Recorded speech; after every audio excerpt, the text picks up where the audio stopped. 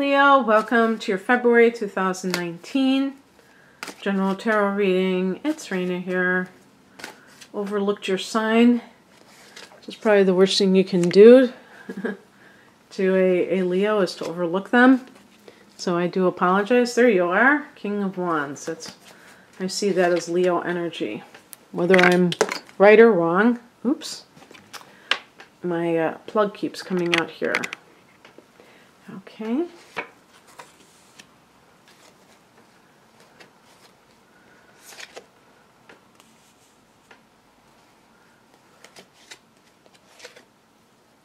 Ooh. All right. Well, the heart of the matter is the Eight of Swords. So this could be a person who is creating an oppressive situation in your life, or just something within yourself where you want to break free from something, but you feel like you can't. So this could be a job that doesn't really do it for you anymore, and yet you find that you're kind of like your hands are tied. They have the whole body being tied. And what I always say about this card is that it's really about you being able to understand that your thoughts may not be your friends, may not be your best friends. Sometimes you may think things that don't serve you, and that you must change your beliefs of who you are. Now, this is coming off of a supermoon Leo lunar eclipse on January 20th or 21st, depending on where you live. And even as we go into February, there still may be some fallout from this where you feel like you have ended something in your life, but there's still not that true feeling of making the transition into a new situation. So you may feel like you're still trapped between two worlds, and that may feel a little bit oppressive. You may be wondering, why am I like this? Why can't I feel more confident about the direction I'm going in? There may be an air sign person, which is Gemini. Aquarius is your opposite sign, or Libra, who is playing mind games with you, and that makes you feel like you are trapped. So gaslighting is a manipulative technique where somebody, usually somebody who has narcissistic tendencies, well, I was going to say projects onto you, but simply denies what they're up to, denies what they are implying, makes it all about you. You're the problem. They never said that. You're crazy. Those kinds of messages, and that you may take it to heart and believe them. So let's just keep going and I'll explain this. If this is a work situation, the same thing would apply. It's simply that you may feel like you're in a position where you can't win, and maybe maybe it isn't just like your boss, maybe there are co-workers who you feel are I don't know, plotting against you. The Eight of Swords, though, is something that you are telling yourself. So regardless of whatever may be going on around you, it really doesn't matter, because you need to change your thoughts about yourself. You may not have the best self-esteem right now, and that's on you to change that. Maybe there are multiple things going on. Of course, you know, coming off of this period of time where you've had solar and lunar eclipses, a lot of change, possibly, and feeling that sense of like, not necessarily chaos, but definitely just lots of things going on. In the past position, we have the King of Wands. So this could be the suspect.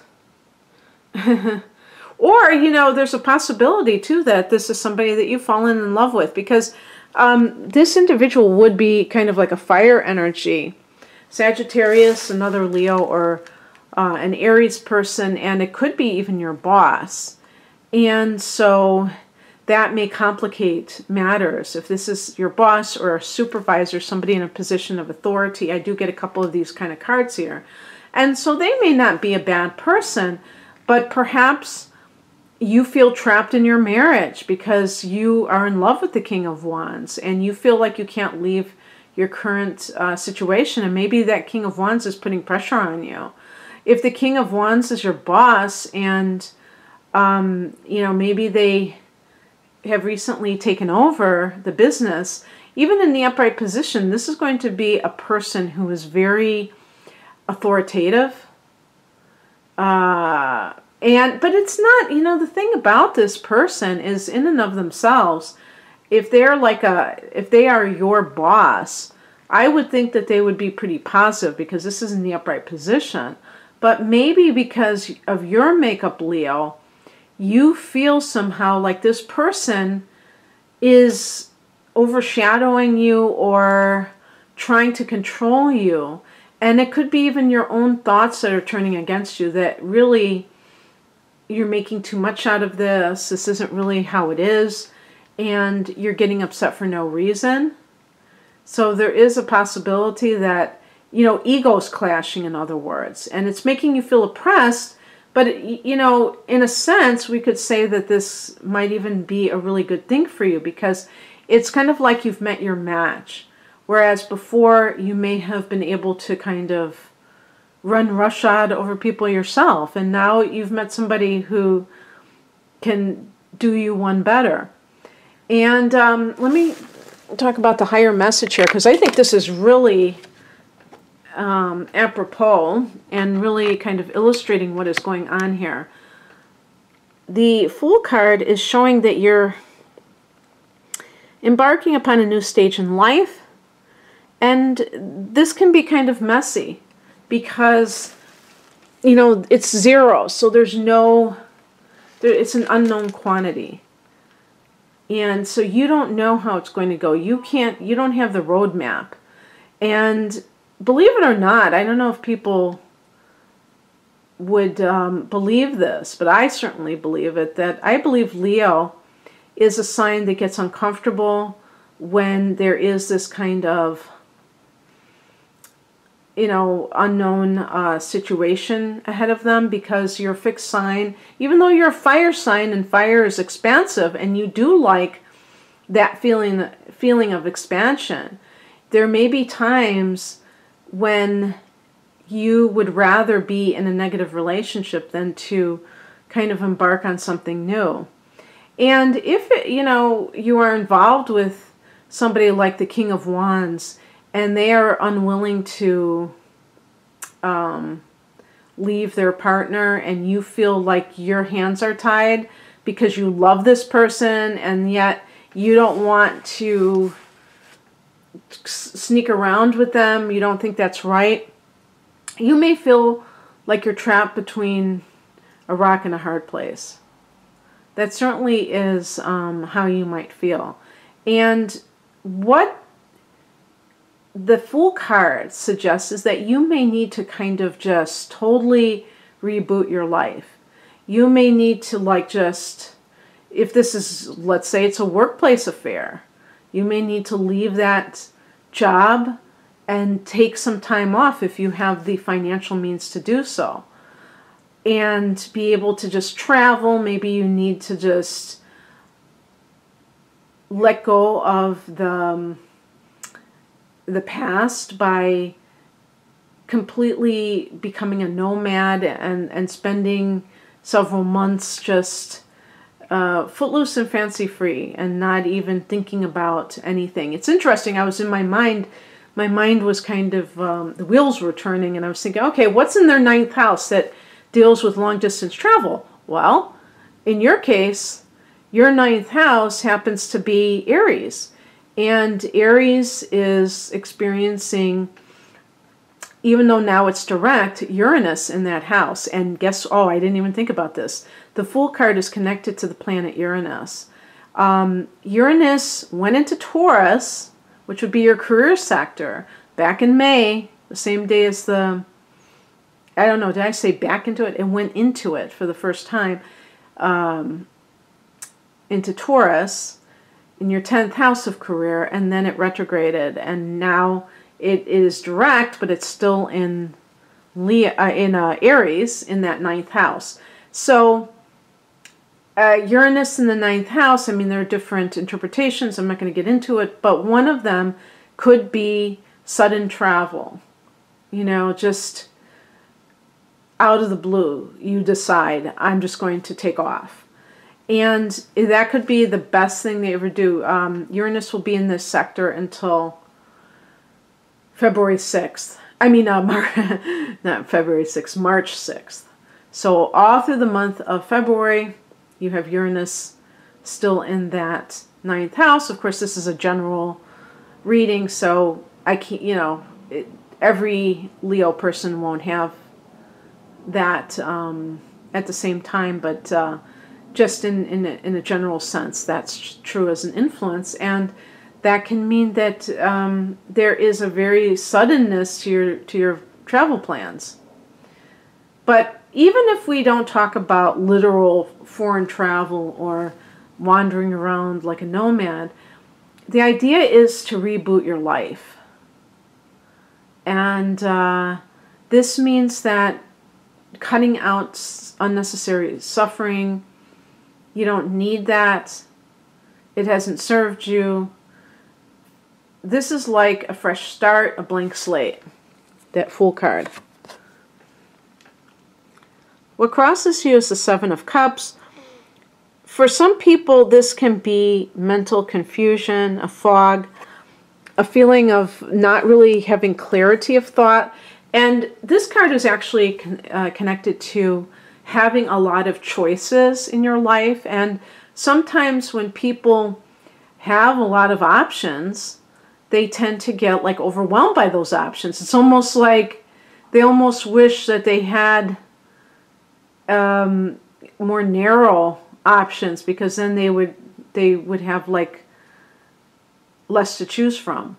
By the way, speaking of the transits through the different houses, you do have Jupiter in the 5th house of romance, in the sign of Sagittarius, making a trine to your sun or your ascendant. And this is happening until December of this year. So it's a very long time in the 5th house that you rule.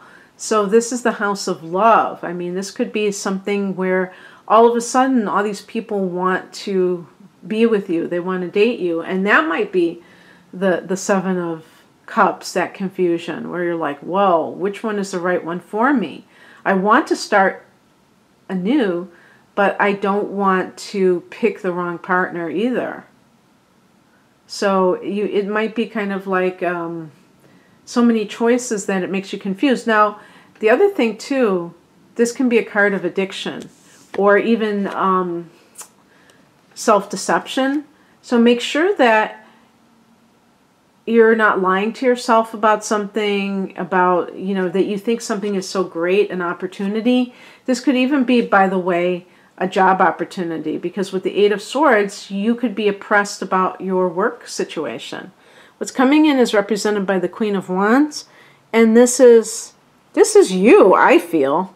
I just got this for the other sign that I did. And I feel like this is you, Leo, with the sunflower, but it definitely is fire energy. It's supposed to be with Sag. And this is about you finding that confidence. This is a workplace card, though, so maybe this is more of a workplace situation. And it's like finding that leader inside of you. Maybe with the Eight of Swords, you began to really doubt yourself about something, Leo. Maybe somebody got inside your head and was able to plant doubt. And this is about you coming up and, you know, saying, hey, wait a second, I'm a Leo. What am I doing feeling insecure? That makes no sense. I'm a Leo. And so you end up just going for it. And, you know, if you're in a workplace situation with a lot of petty jealousies, which is, you know, technically it might be envy, we would call it. But you know what? Don't let these people get you down. Don't let them steal your joy. You just get into this vibe that you are on top of your game. This could mean that you get a promotion. So maybe this was the situation all along. Maybe you were somebody who was, you know, vying for a certain promotion, and other people, all of a sudden, it just kind of triggered their own rage that you would even dare try to compete with them. But you got it. Maybe you actually survived the the hazing, if you will. And the outcome is the Emperor. This is you being large and in charge. So it's like regaining order in your life. The number 4 of the Emperor has to do with a feeling of self-control, and maybe you felt out of control with the 8 of Swords. And I just want to clarify that it's not about having an external event like getting a promotion or, you know, getting a new job where you have you're making more money and you have more power in that job.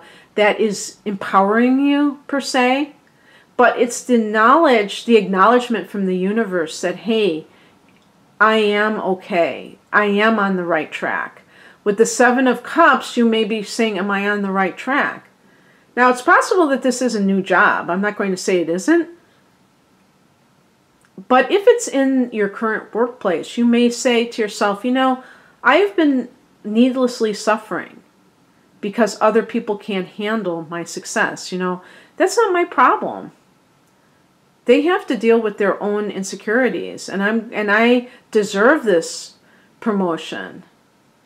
I don't have to apologize for having this promotion. I deserve it, and really mean it. Okay, that's what I have for you, Leo. I hope that you enjoyed this, and I wish you a great month of February. If you'd like a private reading, the link is below. Take care. Bye.